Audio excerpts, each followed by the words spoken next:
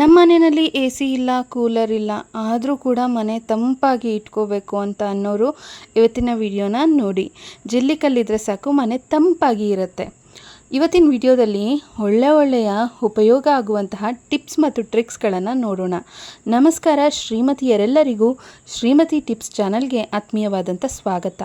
ಮೊದಲನೆಯ ಟಿಪ್ ನೋಡಿ, ಈ ರೀತಿ ನಾವು ಪಾಕೆಟ್ಗಳಲ್ಲಿ ಕೆಲವೊಂದು ವಸ್ತುಗಳನ್ನು ತಂದಿರ್ತೀವಿ. ಇದನ್ನು ಹಾಗೆ ಇಟ್ಬಿಟ್ರೆ ಹಾಳಾಗುತ್ತೆ.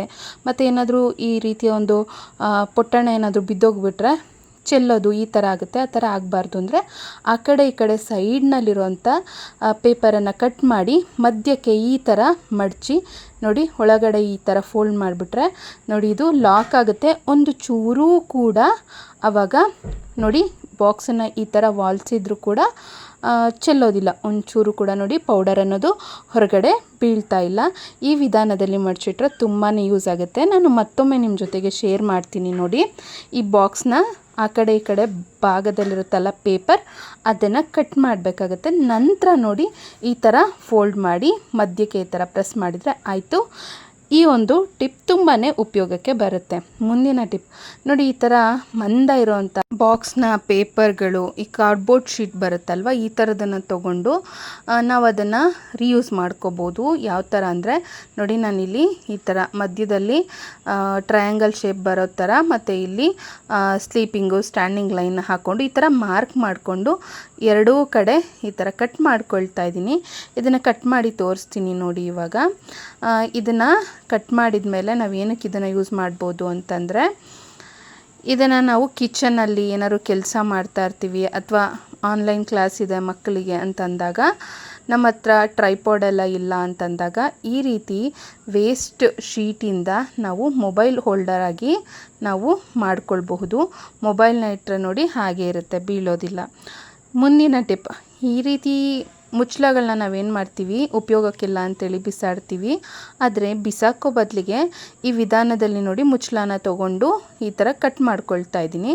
ಕಟ್ ಮಾಡಿದ ನಂತರ ಇವಾಗ ಇದನ್ನು ಏನು ಮಾಡ್ಬೋದು ಅಂದರೆ ನೋಡಿ, ಒಂದು ಸೂಜಿ ಅಥವಾ ಈ ಥರ ಶಾರ್ಪಾಗಿರೋವಂಥ ಒಂದು ಸ್ಪೂನನ್ನು ತೊಗೊಂಡು ಅದನ್ನು ಚೆನ್ನಾಗಿ ಬಿಸಿ ಮಾಡಿ ಈ ಥರ ಚಿಕ್ಕದಾಗಿ ನಾನು ಹೋಲನ್ನು ಮಾಡ್ಕೊಂಡಿದ್ದೀನಿ ನೋಡಿ. ಎಲ್ಲ ಒಂದು ಶೀಟ್ಗೂ ಹೋಲನ್ನು ಮಾಡ್ಕೊಂಡಿದ್ದೀನಿ. ಇವಾಗ ಒಂದೊಂದೇ ಕಿವಿ ಓಲೆಗಳನ್ನು ಈ ಹೋಲ್ನಲ್ಲಿ ಹಾಕಿ ಎಲ್ಲ ಶೀಟ್ನಲ್ಲೂ ಕೂಡ ಅಷ್ಟೇ ನಾನು ಕಿವಿ ಓಲೆಗಳನ್ನು ಈ ಥರ ಹಾಕ್ತಾಯಿದ್ದೀನಿ ನೋಡಿ. ಒಂದಾಯಿತು, ಎರಡಾಯಿತು, 5 ಜೊತೆ ಓಲೆನ ಈ ರೀತಿ ಒಂದೊಂದೇ ಶೀಟ್ನಲ್ಲಿ ಹಾಕಿದ್ದೀನಿ.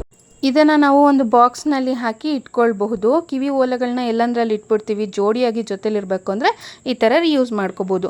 ಮುಂದಿನ ಟಿಪ್ ನೋಡಿ, ಫೋಟೋಗಳಿಗೆ ಮೊಳೆ ಏನು ಹೊಡೆದಿಲ್ಲ, ಮೊಳೆ ಹೊಡಿಯೋಕ್ಕಾಗಲ್ಲ, ಹೂವು ಇಟ್ಟರೆ ಬೀಳ್ತಾ ಇರುತ್ತೆ ಅಂದರೆ ಈ ಒಂದು ಸಿಂಪಲ್ ಟಿಪ್ಪನ್ನು ಟ್ರೈ ಮಾಡಿ ಸಾಕು.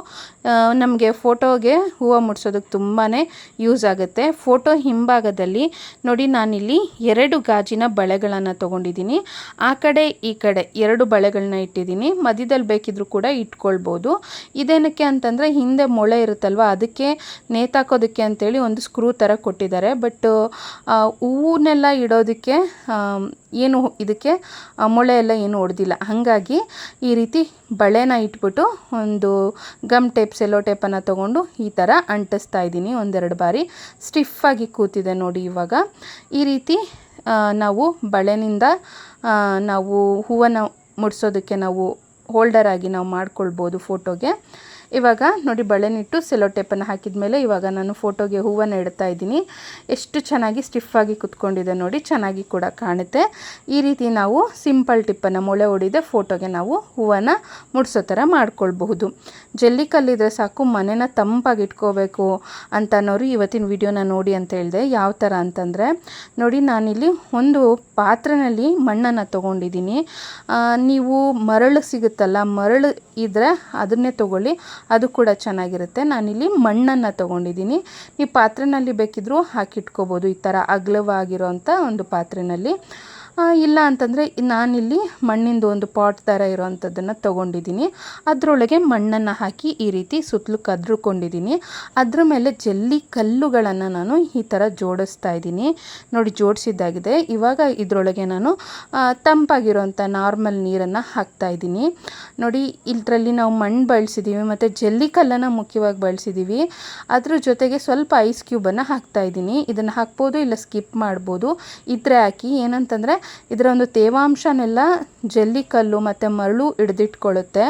ಈಗ ರೂಮಲ್ಲಿ ಏನಾದ್ರು ತುಂಬ ಬಿಸಿಯಾದ ವಾತಾವರಣ ಇದೆ ಅಂತಂದರೆ ನೀವು ಫ್ಯಾನನ್ನು ಹಾಕಿರ್ತೀರ ಅಲ್ವಾ, ಆದರೂ ಕೂಡ ತುಂಬ ಬಿಸಿಲಿದೆ ಅಂತಂದರೆ ತುಂಬ ಒಂಥರ ಹೀಟ್ ಗಾಳಿ ಬರ್ತಾ ಇರುತ್ತೆ, ಬಿಸಿ ಗಾಳಿ ಬರ್ತಾ ಇರುತ್ತೆ. ಆವಾಗ ರೂಮ್ನಲ್ಲಿ ಈ ಥರ ಒಂದು ಟಿಪ್ಪನ್ನು ಫಾಲೋ ಮಾಡಿ. ನೋಡಿ, ನಾನು ಕೆಳಗಡೆ ಇಲ್ಲಿ ಒಂದು ವೇಸ್ಟ್ ಆಗಿರೋಂಥ ಚೀಲನ ಹಾಕಿದ್ದೀನಿ. ಅದ್ರ ಮೇಲೆ ಒಂದು ಸಿಂಪಲ್ ಆಗಿರೋಂಥ ಮ್ಯಾಟನ್ನು ಹಾಕಿದ್ದೀನಿ. ಈ ಮ್ಯಾಟನ್ನು ಕೂಡ ನಾನೇ ಸ್ಟಿಚ್ ಮಾಡಿದ್ದು. ಇದನ್ನು ಯಾವ ಥರ ಸ್ಟಿಚ್ ಮಾಡೋದು ಅಂತೇಳಿ ನಾನು ವಿಡಿಯೋ ಹಾಕಿದ್ದೀನಿ. ವಿಡಿಯೋನ ಐ ಕಾರ್ಡ್ ಅಥವಾ ಎಂಡ್ ಸ್ಕ್ರೀನಲ್ಲಿ ಕೊಡ್ತೀನಿ ನೋಡಿ. ಅದ್ರ ಮೇಲೆ ಈ ಥರ ಒಂದು ಏನು ರೆಡಿ ಮಾಡ್ಕೊಂಡಿದ್ದೀವಲ್ವ, ಈ ಒಂದು ಮಣ್ಣಿನ ಪಾತ್ರೆಯನ್ನು ಇಟ್ಟಿದ್ದೀನಿ.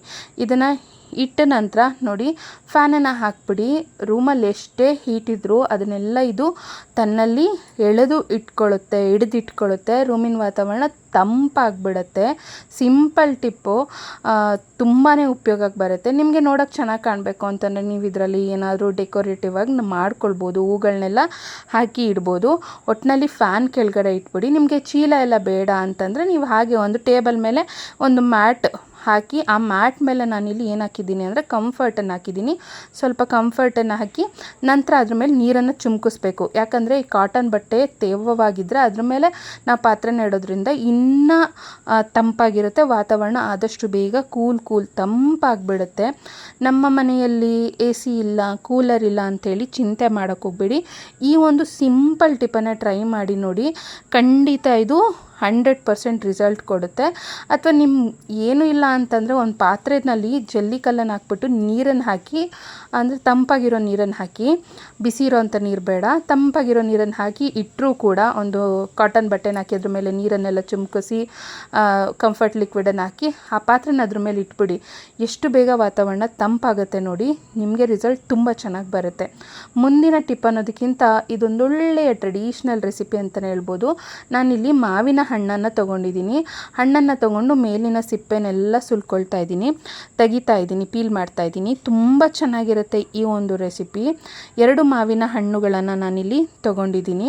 ಯಾವತ್ತೂ ಅಷ್ಟೇ ಟ್ರೆಡಿಷ್ನಲ್ ರೆಸಿಪೀಸ್ ಅಂದರೆ ಸಾಂಪ್ರದಾಯಿಕ ಅಡುಗೆಗಳು ತುಂಬಾ ರುಚಿಕರವಾಗಿರುತ್ತೆ. ನನಗಂತೂ ತುಂಬಾ ಇಷ್ಟ. ಅವಾಗವಾಗ ಟ್ರೈ ಮಾಡ್ತಾ ಇರ್ತೀನಿ ನಾನು. ಇವಾಗ ನೋಡಿ, ಮೇಲಿನ ಸಿಪ್ಪೆಯನ್ನು ತೊಗೊಂಡಿದ್ದೀನಿ 2 ಮಾವಿನ ಹಣ್ಣಿಂದು.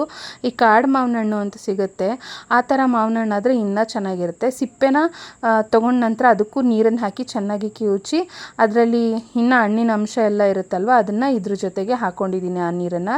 ಇವಾಗ ಮಾವಿನ ಹಣ್ಣನ್ನು ಈ ರೀತಿ ನಾನು ಹಿಂಡ್ಕೊಳ್ತಾ ಇದ್ದೀನಿ. ಈ ಥರ ಹಿಂಡ್ಕೊಂಡು ಇಸ್ಕಬೇಕಾಗತ್ತೆ. ಒಂದು ಸ್ವಲ್ಪ ಈ ಥರ ಮಾಡಬೇಕಾಗುತ್ತೆ. 2 ಮಾವಿನ ಹಣ್ಣನ್ನು ಕೂಡ ನಾನು ಈ ಥರ ಸ್ಕ್ವೀಸ್ ಮಾಡ್ಕೊಳ್ತಾ ಇದ್ದೀನಿ, ಚೆನ್ನಾಗಿ ಹಿಂಡ್ಕೊಳ್ತಾ ಇದ್ದೀನಿ. 2 ಮಾವಿನ ಹಣ್ಣನ್ನು ಹಿಂಡ್ಕೊಂಡ ನಂತರ ನಾನಿವಾಗ ಒಂದು ಬ್ಲೆಂಡರ್ ಜಾರನ್ನು ತೊಗೊಂಡಿದ್ದೀನಿ. ಇವಾಗ ಆ ಜಾರ್ನ ಒಳಗಡೆ ತೆಂಗಿನಕಾಯಿಯನ್ನು ಈ ರೀತಿ ಕಟ್ ಮಾಡಿಕೊಂಡು ಒಂದು ಸ್ವಲ್ಪ ತೆಂಗಿನಕಾಯಿನ ಹಾಕ್ಕೊಳ್ತಾ ಇದ್ದೀನಿ. ಇವತ್ತಿನ ವಿಡಿಯೋದಲ್ಲಿ ಶೇರ್ ಮಾಡಿರೋಂಥ ಟಿಪ್ಸ್ಗಳಲ್ಲಿ ನಿಮ್ಗೆ ಯಾವ ಟಿಪ್ ತುಂಬ ಇಷ್ಟ ಆಯಿತು ಅಂತೇಳಿ ಕಮೆಂಟ್ ಮೂಲಕ ತಪ್ಪದೆ ಬರೆದು ತಿಳಿಸಿ. ತೆಂಗಿನಕಾಯಿ ಜೊತೆಗೆ ಒಂದು ಸ್ವಲ್ಪ ನಾನಿಲ್ಲಿ ನೋಡಿ ಬ್ಯಾಡಗಿ ಮೆಣಸಿನ್ಕಾಯನ್ನು ಹಾಕ್ಕೊಳ್ತಾ ಇದ್ದೀನಿ. ಬ್ಯಾಡಗಿ ಮೆಣಸಿನ್ಕಾಯಿ, ತೆಂಗಿನಕಾಯಿ, ಆಮೇಲೆ ಒಂದು ಸ್ವಲ್ಪ ಅರಿಶಿಣದ ಪುಡಿಯನ್ನು ಹಾಕ್ಕೊಂಡಿದ್ದೀನಿ. ಇದರ ಜೊತೆಗೆ ಇವಾಗ ಒಂದು ಸ್ವಲ್ಪ ಒಂದು ಅರ್ಧ ಸ್ಪೂನ್ ಅಥವಾ 1 ಸ್ಪೂನ್ ಆಗೋಷ್ಟು ಸಾಸಿವೆಯನ್ನು ಹಾಕ್ಕೊಳ್ತಾ ಇದ್ದೀನಿ. ಸಾಸಿವೆನ ಹಾಕ್ಕೊಂಡ್ಮೇಲೆ ಬೆಲ್ಲನ ಹಾಕ್ಕೊಂಡಿದ್ದೀನಿ. ಚೂರು ಉಪ್ಪನ್ನು ಕೂಡ ಹಾಕ್ಕೊಂಡಿದ್ದೀನಿ. ಇವಾಗ ಇದಕ್ಕೆ ಒಂಚೂರು ನೀರನ್ನು ಸೇರಿಸಿ ನೋಡಿ ನಾನು ಇದನ್ನು ಚೆನ್ನಾಗಿ ನುಣ್ಣಗೆ ರುಬ್ಕೊಳ್ತೀನಿ. ನೋಡಿ ಮಸಾಲೆನ ರುಬ್ಕೊಂಡಿದ್ದಾಗಿದೆ. ಎಷ್ಟು ಕಲರ್ಫುಲ್ಲಾಗಿ ಎಷ್ಟು ಚೆನ್ನಾಗಿ ಕಾಣಿಸ್ತಾ ಇದೆ ನೋಡಿ ಮಸಾಲೆ ಅನ್ನೋದು. ಈಗಾಗಲೇ ಮಾವಿನ ಹಣ್ಣನ್ನೆಲ್ಲ ಚೆನ್ನಾಗಿ ಇಸ್ಕೊಂಡಿದ್ವಲ್ಲ, ಅದಕ್ಕೆ ಈ ಮಸಾಲೆನ ಡೈರೆಕ್ಟಾಗಿ ಹಾಕಬೇಕಾಗತ್ತೆ. ಈ ಮಸಾಲೆನ ಹಾಕಿದ ನಂತರ ಇದನ್ನು ಚೆನ್ನಾಗಿ ಈ ಥರ ಮಿಶ್ರಣ ಮಾಡಬೇಕಾಗುತ್ತೆ. ನೋಡಿ ಎಷ್ಟು ಕಲರ್ಫುಲ್ಲಾಗಿ ಕಾಣಿಸ್ತಾ ಇದೆ. ಇವಾಗ ಒಂದು ಚಿಕ್ಕ ಬಾಣಲೆಯನ್ನು ಕಾಯ್ದಕ್ಕೆ ಅಂತೇಳಿ ಇಟ್ಟು ನಂತರ ಅದಕ್ಕೆ ಸ್ವಲ್ಪ ಎಣ್ಣೆಯನ್ನು ಹಾಕ್ಕೊಳ್ತಾ ಇದ್ದೀನಿ. ಎಣ್ಣೆ ಹಾಕಿದ ನಂತರ ಸಾಸಿವೆಯನ್ನು ಹಾಕ್ಕೊಳ್ತಾ ಇದ್ದೀನಿ. ಸಾಸಿವೆ ಹಾಕಿದ ನಂತರ ಇದಕ್ಕೆ ಕರಿಬೇವು ಮತ್ತು ಕೆಂಪು ಖಾರದ ಮೆಣಸಿನ್ಕಾಯನ್ನು ಹಾಕಿ ಸ್ವಲ್ಪ ಹಿಂಗನ್ನು ಹಾಕಿ ಚೆನ್ನಾಗಿ ಒಗ್ಗರಣೆ ಮಾಡ್ಕೊಳ್ತಾ ಇದ್ದೀನಿ. ಕರಿಬೇವಿನ ಸೊಪ್ಪು, ಕೆಂಪು ಮೆಣಸಿನ್ಕಾಯಿ ಮತ್ತು ಇಂಗು, ಸಾಸಿವೆ ಇಷ್ಟನ್ನು ಒಗ್ಗರಣೆ ಮಾಡಿಕೊಂಡು ಈ ಒಗ್ಗರಣೆನ ಮಾವಿನ ಹಣ್ಣನ್ನು ಚೆನ್ನಾಗಿ ಇಸ್ಕಿ ಮತ್ತು ಅದಕ್ಕೆ ಮಸಾಲೆ ರುಬ್ಬಿ ಹಾಕಿ ರೆಡಿ ಮಾಡ್ಕೊಂಡಿದ್ವಲ್ಲ, ಈ ಒಂದು ಮಿಶ್ರಣದೊಂದಿಗೆ ನಾವು ಇದನ್ನು ಒಗ್ಗರಣೆನ ಹಾಕಬೇಕಾಗುತ್ತೆ. ಚೆನ್ನಾಗಿ ಮಿಶ್ರಣ ಮಾಡಿಬಿಟ್ರೆ ನೋಡಿ ಸಿಹಿ ಸಿಹಿ, ಹುಳಿ ಖಾರವಾದಂತಹ ಮಾವಿನ ಹಣ್ಣಿನ ಸಾಸಿವೆ ರೆಸಿಪಿ ರೆಡಿ ಆಗಿಬಿಡುತ್ತೆ. ಬಿಸಿ ಬಿಸಿ ಅನ್ನದ ಜೊತೆ ಹಾಕ್ಕೊಂಡು ತಿಂತಾ ಇರೋದು ತುಂಬಾ ಚೆನ್ನಾಗಿರುತ್ತೆ ಈ ಒಂದು ರೆಸಿಪಿ. ಉಡುಪಿ ಕಡೆ, ಮಂಗಳೂರು ಕಡೆ ಎಲ್ಲ ಈ ಒಂದು ರೆಸಿಪಿನ ಮಾಡ್ತಾರೆ ಅಂತ ಕೇಳ್ಪಟ್ಟಿದ್ದೀನಿ. ಆದರೆ ನಮ್ಮ ಕಡೆ ಈ ಒಂದು ರೆಸಿಪಿನ ಮಾಡಲ್ಲ. ನಾನು ಒಂದೆರಡು ಬಾರಿ ಮಾವಿನ ಹಣ್ಣು ಸೀಸನ್ ಇದ್ದಾಗ ಮಾಡಿದ್ದೆ, ನನಗಂತೂ ಇಷ್ಟ ಆಯಿತು. ಯಾಕಂದರೆ ಸಾಂಪ್ರದಾಯಿಕ ಅಡುಗೆಗಳು ಯಾವ ಕಡೆ ಮಾಡಿದ್ರೇನು ನಾವು ಕೂಡ ಟ್ರೈ ಮಾಡಬೇಕು. ಎಲ್ಲ ಕಡೆ ಮಾಡೋವಂಥ ರೆಸಿಪಿಗಳನ್ನು ನಮ್ಮ ಮನೆಯಲ್ಲೂ ಕೂಡ ನಾವು ಮಾಡಿ ಸೇವಿಬೇಕು ಅಲ್ವಾ. ಇವತ್ತಿನ ವಿಡಿಯೋದಲ್ಲಿ ಶೇರ್ ಮಾಡಿರೋಂಥ ಈ ಒಂದು ಮಾವಿನ ಹಣ್ಣಿನ ಸಾಸಿವೆ ರೆಸಿಪಿ ನಿಮ್ಗೆ ಇಷ್ಟ ಆಗಿದ್ರೆ ಲೈಕ್ ಕೊಟ್ಟು ನೀವು ಕೂಡ ಈ ರೆಸಿಪಿನ ಮಾಡ್ತೀರಾ ಅಂತೇಳಿ ಕಮೆಂಟ್ ಮಾಡಿ. ನೋಡಿ ಬಿಸಿ ಬಿಸಿ ಕೆಂಪಕ್ಕಿ ಅನ್ನ ಜೊತೆ ಮಾಡಿ ತಿಂತಾ ಇದ್ರೆ ಅದ್ಭುತವಾಗಿರುತ್ತೆ ರುಚಿ, ಆರೋಗ್ಯಕ್ಕೂ ಕೂಡ ಒಳ್ಳೆಯದು. ಸ್ನೇಹಿತರೆ, ಇವತ್ತಿನ ವಿಡಿಯೋ ಇಷ್ಟ ಆಗಿದ್ರೆ ಲೈಕ್ ಕೊಟ್ಟು ಶೇರ್ ಮಾಡಿ, ಚಾನಲನ್ನು ಸಬ್ಸ್ಕ್ರೈಬ್ ಮಾಡಿ ಸಪೋರ್ಟ್ ಮಾಡಿ. ಧನ್ಯವಾದಗಳು.